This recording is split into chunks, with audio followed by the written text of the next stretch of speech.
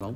Premièrement, je pense qu'un projet comme celui-là se veut intéressant et important à travers les années, dans le fait qu'on perdure, dans la pérennité de celui-ci. On a tellement créé de belles choses. En fait, je le disais pendant la conférence de presse, les amitiés, les émotions qu'on a vécues, les beaux moments, les moins beaux aussi. Puis pour moi, c'était triste de dire, on prend ça, on a fait ça, on a ramassé 27 000 $ grâce à la communauté, grâce aux partenaires, grâce aux joueurs, grâce à tout le monde, les dons et tout. Puis de dire, ben on l'a fait, puis c'est fini. Je suis pas un gars comme ça, je Junior non plus. On s'est dit, après le dernier match, hey, on le fait. On l'a fait. Puis Junior me l'a dit après, je pense que c'est ça, j'ai dit tantôt le 13e match, puis j'ai fait, attends, on va finir celle-là, on va regarder après si on est encore en vie. Puis sincèrement, ça a fait, OK, on l'a fait, puis je voulais refaire plus gros, je voulais refaire mieux. On me posait la question tout à l'heure, justement, c'est quoi qui est le plus difficile? Je pense que c'est justement de faire la deuxième édition puis de ne pas rater son coup, de faire plus gros. Je me mets beaucoup de pression aussi avec ça, de dire, je veux que les joueurs soient bien traités, je veux qu'on ait davantage de sous dans la cagnotte à la fin du projet, je veux qu'on puisse respecter justement tous les partenaires qui donnent, tous les joueurs qui viennent jouer, tous les adversaires. Fait que c'est la raison pour laquelle on peut revenir cette année. Qu'est-ce que vous ajoutez cette année? On ajoute un spectacle bénéfice, le Caïn, le 24 novembre. On ajoute 4 heures de jeu, qui est l'équivalent de 4 équipes supplémentaires aussi. On ajoute beaucoup autour aussi, le 5 à 7 avant, qui sera ouvert au public, pas juste aux partenaires ou encore aux joueurs.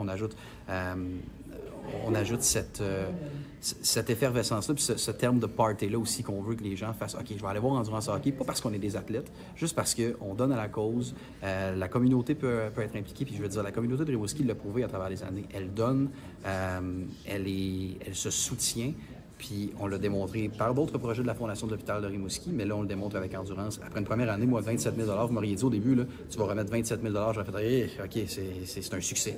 Là, on a remis 27. Cette année, je veux vraiment qu'on remette davantage, autour de 35. Fait que c'est pas mal ça, l'Endurance 2. Combien d'adversaires vous avez besoin? Officiellement 21 pour remplir les 24 heures. Actuellement, on en a 5 là, qui nous manquent sur l'horaire, mais on veut atteindre les 21. L'an dernier, on a eu une pause d'1 heure, malheureusement, étant donné une annulation de dernière seconde, je n'ai pas été en mesure de trouver l'équipe remplaçante, mais cette année, je ne veux pas de pause. Et ces équipes-là participent au financement, là? Oh, absolument. Le coût d'inscription, qui est de 600 $ pour 1 heure ou de 1 000 $ pour 2 heures, est automatiquement remis dans la cause. En fait, la vérité, c'est que tous les joueurs doivent avancer un montant et je veux que ce montant-là serve à payer tous les frais. Les officiels, la classe, c'est ça qui coûte le plus cher. Au final, on a les thérapeutes qui sont avec nous aussi pendant toute cette journée-là. Fait que moi, je m'assure que les joueurs payent tous les frais puis que tout le reste de l'argent, que ce soit justement l'inscription des joueurs, les partenaires, ce qui est sur les chandails, puisse automatiquement aller dans la cagnotte et être remis à la fin du 24 heures. Ton équipe là, de 25 joueurs qui fera le tour de l'horloge, c'est les mêmes que l'an passé? Oui, on a rajouté, il y a un joueur qui fait un tour du monde actuellement. C'est plus compliqué pour lui, mais il aimerait être là.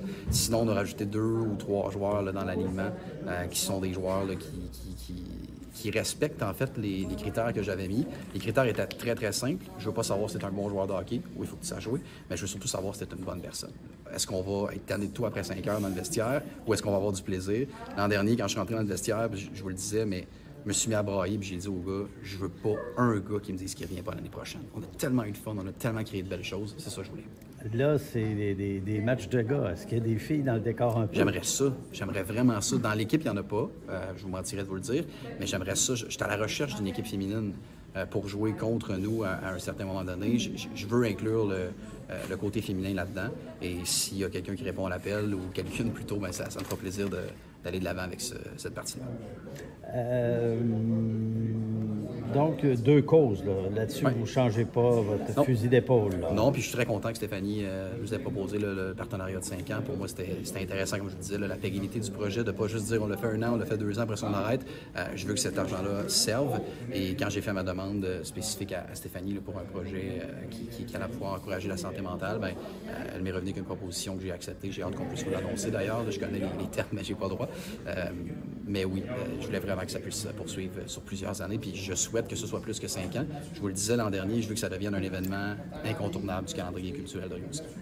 L'an passé, vous nous avez parlé là, de cette idée là, qui venait un peu de la couronne nord de Montréal. Oui, de mon 25 heures hockey, oui. Est-ce que votre expérience fait des petits aussi ailleurs? Ou j'ai eu un appel. J'ai eu un appel de Shawinigan qui nous a demandé c'était quoi là, le modèle d'affaires, comment on fonctionnait, comment ça fonctionnait justement avec les joueurs, les équipes, les adversaires et tout ça. J'espère que ça va fonctionner. Moi, ça me ferait plaisir je l'ai dit aux 25 heures aussi, si vous voulez qu'on aille jouer un match contre vous, ça va nous faire plaisir de le faire. Maintenant, ben, la balle est dans leur camp. Le petit changement, c'est du vendredi au samedi au lieu de samedi au dimanche. Ça, c'est une demande de junior. Un avantage pour vous autres, pour tout le monde. Oui, puis tu sais, cette année, le calendrier nous le permettait. On l'a fait avant que le calendrier sorte, alors que l'an dernier, ou c'était l'inverse. L'an dernier, on l'a fait avant le calendrier. Cette année, on a choisi les dates après. Donc oui, c'est un vendredi soir, 5 à 7 avant. On va terminer. Ça a été tough l'an dernier, de terminer un dimanche soir. Les gars voulaient rester, mais en même temps, on travaillait le lendemain. Fait que oui, cette année, vendredi au samedi soir, là, de 19 à 19. Et on commence contre les anciens de l'Océanique et on finit contre eux. C'est peut-être une revanche qu'on veut se donner en espérant croire qu'on peut gagner un match, là, mais oui, c'est de cette façon-là qu'on va fonctionner cette année.